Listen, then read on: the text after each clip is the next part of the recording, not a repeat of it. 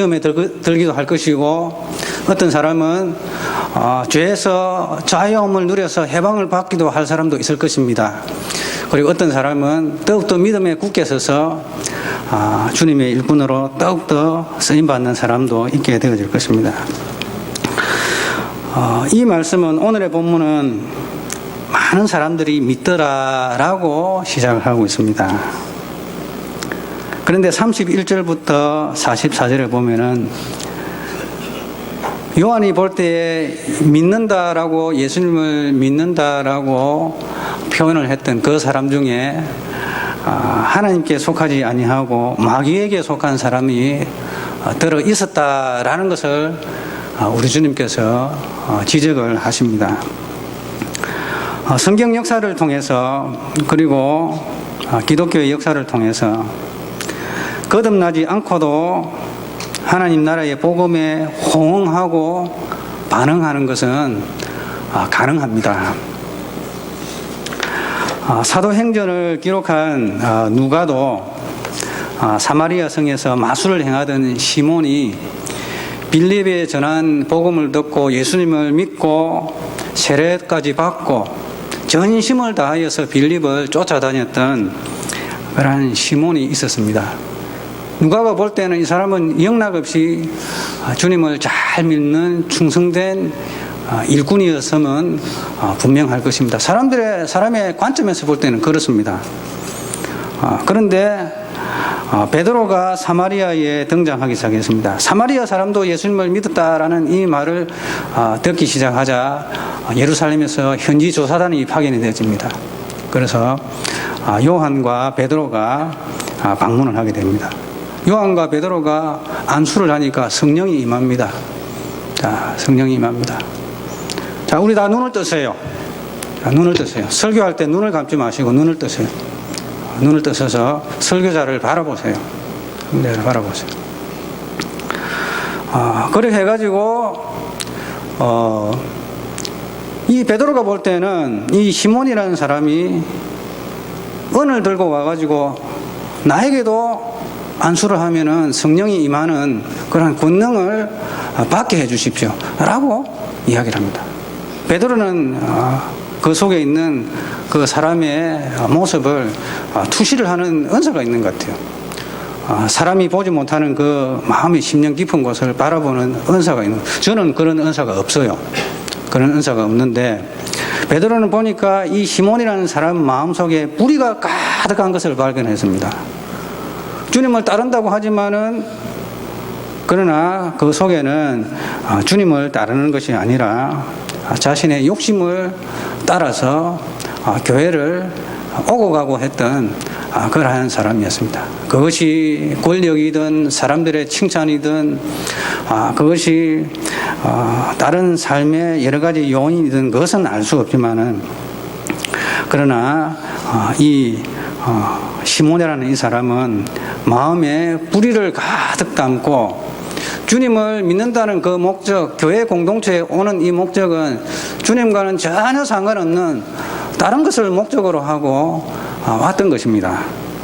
그래서 어찌 보면은 이 베드로가 꾸짖습니다. 베드로가 꾸짖는데, 내가 하나님의 선물을 돈 주고 살 줄로 생각하였으니 내가 은과 함께 망할지어다. 하나님 앞에서 내 마음이 바르지 못하니 이 도에 내가 관계도 없다. 그리고 분깃도 될 것이 없느니라. 그러므로 너의 이 악함을 회개하고 주께 기도하라. 혹 마음에 품은 것을 사하여 주시리라 라고 이야기합니다. 보라, 너는 악독이 가득하며 불의에 매인 바가 되었도다. 시몬이 대답합니다. 나를 위해 기도하여 말한 것이 하나도 내게 임하지 않게 해주십시오. 그런데 이 역사의 기록을 보면요, 이 시몬이라는 사람이 어떻게 하고 다녔는가? 로마 제국 시대에 이 로마 곳곳에 이 사람의 비문이 발견이 됩니다. 시몬 마구스도. 무슨 뜻인가 하면, 시몬, 하나님의 큰 능력이라 일컫는 자라고 하고 다니면서 자신이 이 능력을 드러내었습니다. 병자도 고치고 귀신도 쫓아내고 뭐 그래 했겠죠. 자, 하나님의 능력이다 하면서 주님을 섬긴 것이 아니라 주님을 이용하여서 기적을 행하고 능력을 행한 그러한 능력자로 기록이 되고 있습니다. 자, 성경에 보면 마태복음 10장에 보면은 주님께서 양과 염소를 구분하실 때에 거짓 선지자들의 무리를 이렇게 주님께서 판단을 하십니다. 너는 내가 너를 도무지 알지 못한다 라고 할 때에 너는 주의 이름으로 선지자 노릇도 하고 귀신도 쫓아내고 병자도 일으키고 많은 능력과 기적을 행하지 않았나이까 라고 하니까 우리 주님께서 하시는 말씀이 이 불법을 행한 자들아 내게서 떠나가라 나는 너를 도무지 알지 못한다 라고 이야기를 했습니다. 자, 불법이 무엇입니까? 마음속에 주님이 오셔서 그 주님의 말씀이 자신을 변화시키고 자신을 거듭나게 하고 하나님의 자녀가 되게 하는 것이 아니라 자신의 욕심에 이끌려서 주님을 한번 이용하는 것입니다. 그것이 바로 마귀의 자식이라는 것입니다. 마귀의 자식. 자, 이렇게 신앙생활을 하는 거짓된 선지자도 있지만은 거짓된 성도들도 많다는 것입니다. 자, 마지막 날에 가서 주님 앞에 갔을 때에 나는 예수님만 믿으면은 세례받고 봉사생활 열심히 하고 11조 생활 잘하고 헌금 생활 잘하고 이렇게 하면은 구원받는 거 아닙니까? 라고 생각하고 왔다가 와서 보니까 나 너 모르는데 너 여기에 왜 서 있냐? 가라 라고 하시면은 어떻게 하실까? 어떻게 할 것입니까?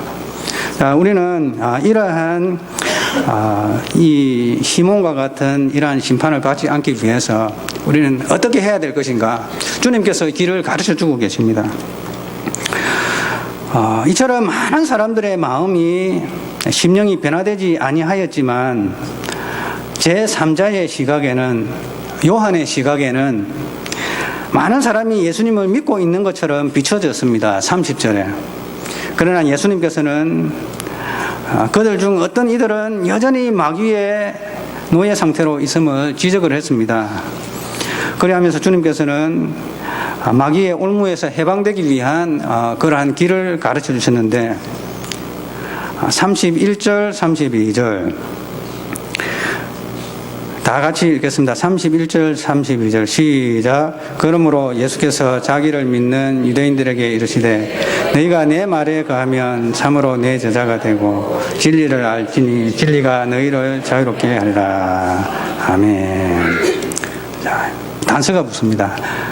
너희가 내 말에 거하면, 정확하게 말하자면 만약에 너희가 내 말에 거하면 이라고 합니다. 만약에. 그러니까 이 말은 여러분들 중에 내가 지적하는 여러분들이 참으로 자유롭게 되어질 가능성도 있지만은 내가 가르친 대로 나의 말에 거하지 않는다면은 여전히 마귀의 올무 아래에서 마귀의 자식이 되어서 죄와 사망의 종노릇하여서 지옥으로 떨어질 것이다 라고 말씀하시는 것입니다. 그런데 유대인들이 가만히 들어보니까 자기들은 종이라고 생각하지를 않거든요. 물론 로마의 압제로부터 이렇게 고통을 당해왔고 바벨론의 포로로 잡혀가기도 하였고 또 이집트의 노예로 또 있기는 했지만은 우리는 아브라함의 자손으로서 우리는 한 번도 노예라고 생각해 본 적이 없다라고 생각했었습니다. 자, 그래서 우리는 종이 된 적이 없는데 어떻게 당신은 우리에게 너희들을 해방시켜 줄 것이다 라고 이야기를 하십니까?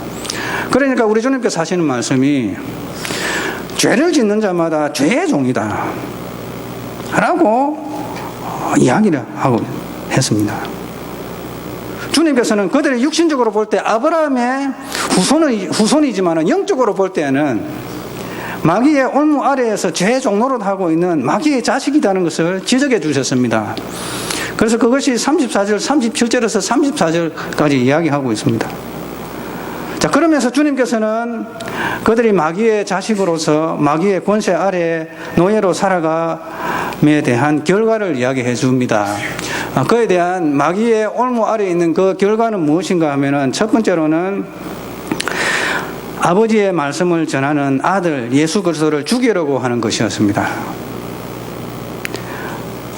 37절과 34절을 보면은 마귀는 처음부터 살인하는 자요.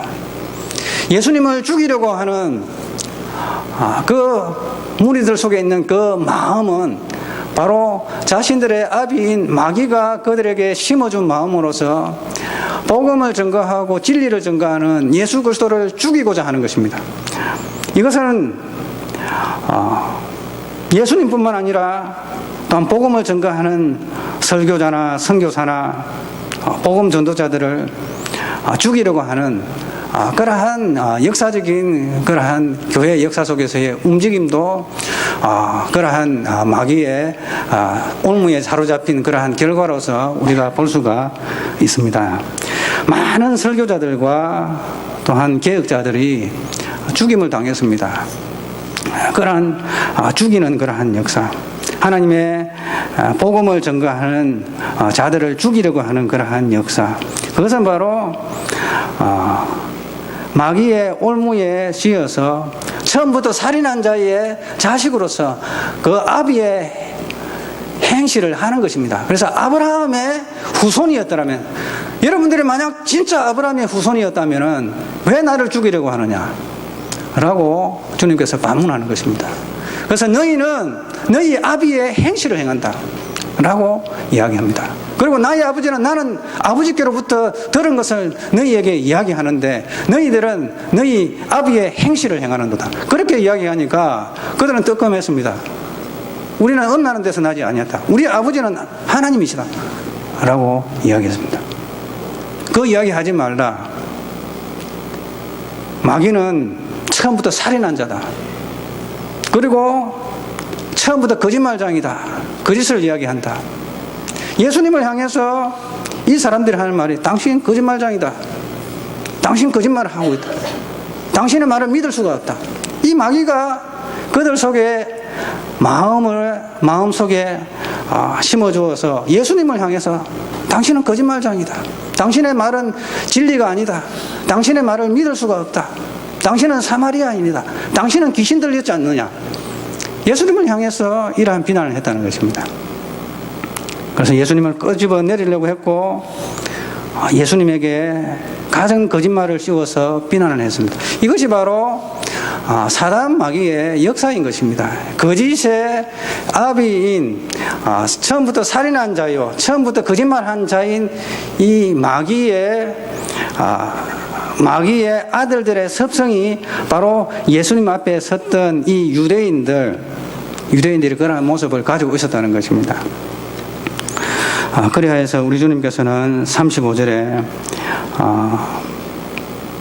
마귀의 종로를 하는 그러한 사람과 또 마귀의 권세로부터 해방받은 그러한 자의 그런 극명한 그러한 운명을 대조시키고 있습니다. 영원토록 죄의 종은 아버지의 집에 거하지 못할 것입니다. 그러나 해방된 아들은 영원토록 아버지의 집에 거하게 될 것입니다. 자, 우리들은 이 두 가지 영혼 중에 한 가지 영혼을 선택해야 합니다. 우리는 마귀에게 속할 것인가 아니면 주님께 속할 것인가 라고 속해야 할 것입니다. 자, 그런데 이 유대인들이 마귀의 자식으로서 마귀의 권세에 의해서 죄의 노예로 살아가는 삶의 이 두 가지 열매, 나쁜 열매, 바로 예수님을 죽이려고 했던 것, 그리고 예수님을 거짓말장이로 몰아서 예수님의 말씀을 믿지 못하게 했던 것, 이 근본적인 원인이 어디에 있는가, 거기에 대해서 37절은 이야기하고 있습니다. 그들의 심령 속에 주님의 말씀이 거할 수 있는 공간이 없기 때문이다 라고 이야기하고 있습니다. 37절 다 같이 읽겠습니다. 시작. 나도 너희가 아브라함의 자손인 줄 아노라. 그러나 내 말이 너희 안에 있을 곳이 없으므로 나를 죽이려 하는도다. 예수님을 죽이려 했던 그 근본 원인은 뭔가? 바로 그들의 심령 속에 주님의 말씀이 거할 수 있는 이 공간이 없는 것입니다. 주님의 말씀은 드러나 그들의 심령 속에 뿌리 내려서 자라지가 않는 것입니다. 그래서 말하자면 이 심령이 옥토가 아닌 것입니다. 돌짝밭이 있고 가시밭이 있고 길가 같은 그러한 마음이 심령이 그렇게 해서 이 하나님의 말씀에 씨가 뿌려졌는데 그 땅이 받아들이지를 않는 거예요. 그들 속에는 돌판에 새겨진 십계명은 있었지만은 주님의 말씀이 그들의 심령 속에 새겨지지를 아니했던 것입니다. 예레미야 31장 33절에 보면은 이러한 말씀을 합니다. 그날 후에 내가 이스라엘 집과 맺을 언약은 이러하니 곧 내가 나의 법을 그들의 속에 두며 그들의 마음에 기록하여 나는 그들의 하나님이 되고 그들은 내 백성이 될 것이라.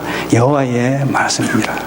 주님의 말씀이 우리의 심령에 새겨져야 하는 것입니다. 성경책을 집에 100권, 1000권 있어도 이 하나님의 말씀이 나의 심령에 새겨져서 그 말씀이 나의 심령 속에서 역사하여 변화시키지 않는다면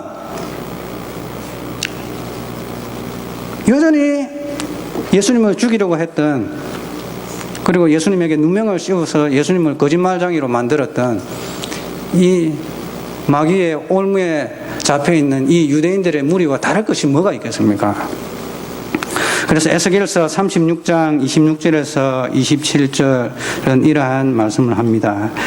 또 새 영을 너희 속에 두고 새 마음을 너희에게 주되 너희 육체에서 굳은 마음을 제거하고 부드러운 마음을 줄 것이며 또 내 영을 너희 속에 두어 너희로 내 율례를 행하게 하리니 너희가 내 규례를 지켜 행할지니라 라고 이야기하고 있습니다.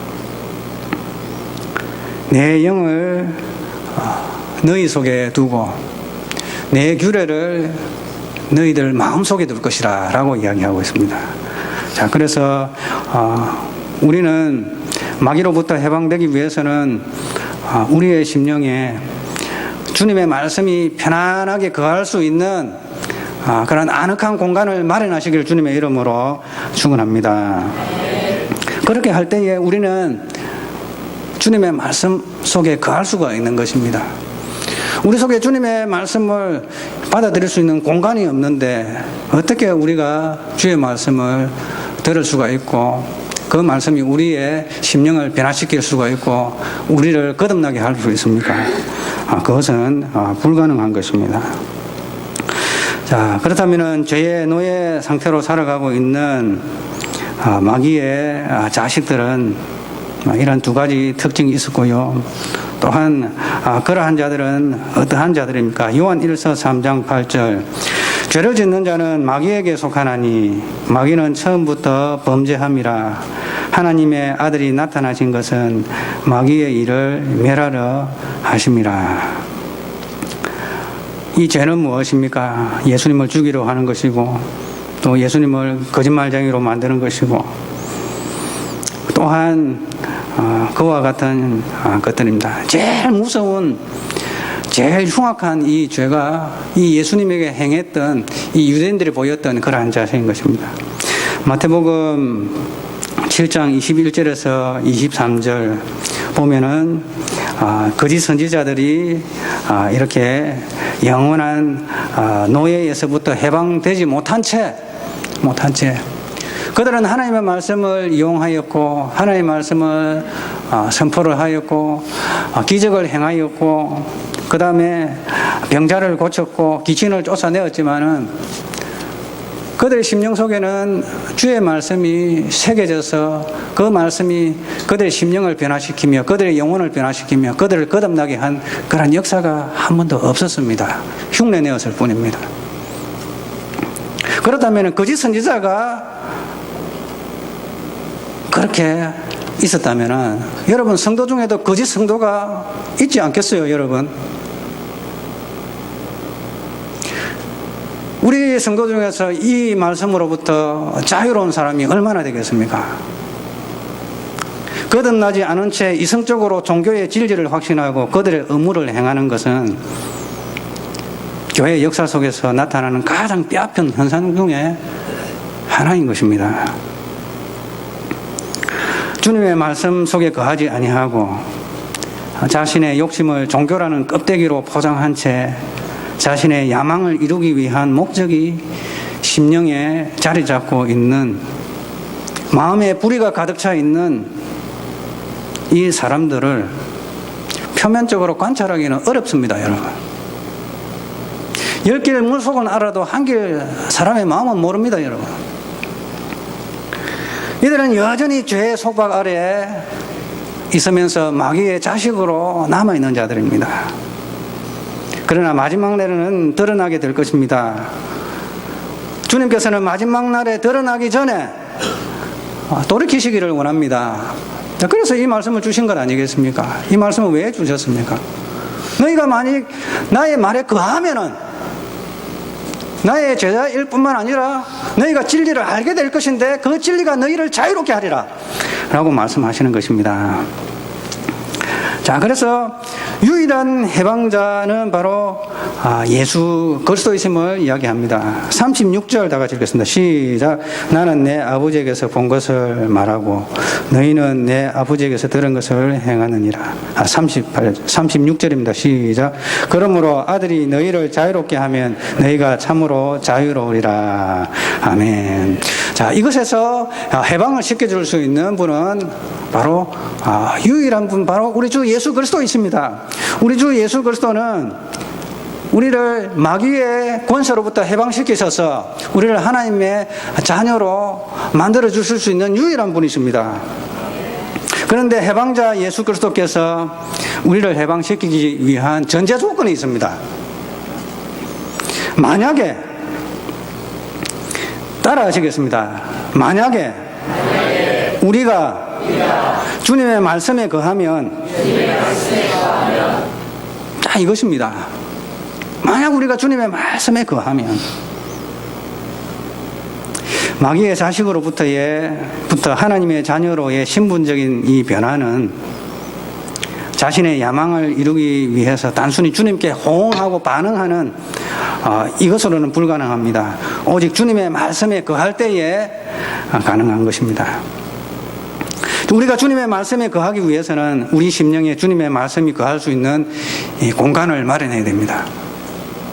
너희 속에 내 말이 거할 수 있는 곳이 없으므로 너희가 나를 죽이려고 하는구나. 우리 속에 주님의 말씀이 거할 수 있는 공간이 없기 때문에 우리가 주님의 말씀을 받아들일 수가 없고, 그렇기 때문에 우리가 주님의 말씀 안에 거할 수가 없잖아요. 우리 속에 주님의 말씀을 증거를 해도 그 말씀을 받을 수 있는 마음의 이 공간과 여유가 없는데 어떻게 주님의 말씀이 역사해서 여러분을 변화시켜서 여러분들을 하여금, 우리로 하여금 하나님의 말씀에 거하게 합니까? 그래서 우리는 우리의 심령에 주님의 말씀이 거할 수 있는 공간을 마련해 드려야 합니다. 우리 심령 속에 심겨진 주님의 말씀은 그리할 때에 우리로 주님을 발견하게 할 것입니다. 진리를 알지니 그 진리를 알게 될 것입니다. 주님을 발견하게 될 것입니다. 주님과의 인격적인 만남과 교통함을 가지게 될 것입니다. 그 진리가 너희를 자유하게 하리라. 그 하나님의 말씀의 능력이 우리를 죄와 사망의 법에서 자유롭게 하여서 우리를 생명의 성령의 법의 지배 아래 놓이는 그러한 자가 되게 할 것입니다. 우리의 심령 속에 주님의 말씀이 거할 공간이 있게 하기 위해서는 우리 심령에 이러한 고백이 있어야 될 줄 믿습니다. 따라 하시겠습니다. 주님, 나를 주님께 드립니다. 나를 마귀의 올무에서 벗어나게 하사 나를 주의 소유 삼으소서. 나를 주님이 원하는 사람으로 만들어 주소서. 아멘. 자, 이러한 고백을 한 사람은 주님께서 풀어주실 것입니다. 그렇습니다. 주님, 자신의 이 상황을 인식을 해야 됩니다. 주님, 나를 주님께 드리고 싶습니다. 그런데 나는 마귀의 올무에 매여 있습니다. 나를 주의 소유로 삼아 주십시오, 주님. 그리고 나를 주님이 원하는 사람으로 만들어 주시옵소서. 이러한 마음의 공간이 있을 때 이 공간 속에 우리 주님의 말씀이 거하여서 우리 주님의 말씀의 능력으로 말미암아 우리를 죄와 사망의 법에서 해방시키심으로 우리의 영혼을 거듭나게 하시고 우리는 하나님의 자녀가 되어지는 것입니다. 할렐루야. 여러분, 이것이 마귀가 싫어할 만한 설교이죠, 여러분. 동일하십니까? 마귀가 싫어할 만한 설교잖아요. 이제 이 설교하기 전에 굉장히 가슴이 무언가로부터 큰 공격이 와서 이 가슴이 움츠러지는 설교하기 전에도, 예배 전에도 이 설교를 하면은 누가 되겠냐? 이 설교를 하면 좋아할 사람 누가 있냐? 마음속에 이 두 마음이 싸웁니다. 그러나 이 말씀은 증거해야 된다.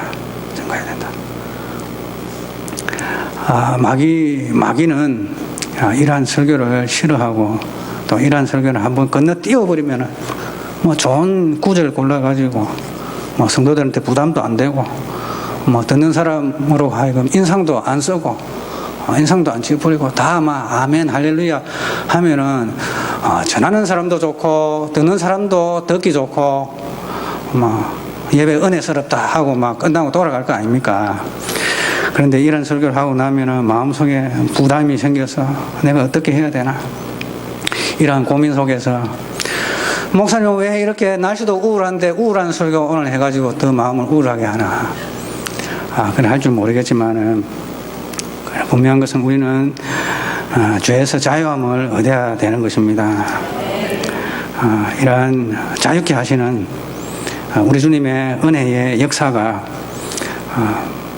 저와 우리 성도님들을 마귀의 권세에서부터 해방시키셔서 그의 아들 삼으시고 그의 소유 삼으셔서 우리로 하여금 그의 거처 속에 영원히 거하는 그러한 은혜가 있으시기를 주님의 이름으로 축원합니다. 하나님 아버지 감사합니다. 주님께서 우리에게 말씀하신 그 말씀이 우리의 심령 깊은 곳에 새겨져서 자라서 열매 맺어 우리를 변화시켜 주시옵소서. 우리 속에 주님의 말씀이 거할 수 있는 공간을 우리가 허락지 아니하고 여전히 마귀의 울무 속에서 살아가고 있는 저들의 모습을 주님께서 불쌍히 여겨주시고 하나님 아버지 우리를 해방시켜 주시옵소서. 우리에게 새 마음을 주시옵소서. 돌짝 같은 마음을 제거하여서 부드러운 마음을 주시옵소서. 주의 영을 우리 속에 부어주셔서 우리의 심령 속에 주의 법을 새겨주옵소서. 하나님 아버지 이제 이후로 우리 성도들은 하나님의 말씀을 돌에 새기는 자가 아니라 하나님의 말씀을 우리의 마음 깊은 곳, 영혼 깊은 곳, 우리 존재의 가장 중심부에 새기며 모시며 사랑하며 따르며 살아가는 우리 주님께서 기뻐하는 그래야 진리가 우리를 자유케 하는 그러한 우리 일생이 되어지도록 주의 역사하여 주옵소서. 주 예수님 이름으로 기도드립니다. 아멘. 광고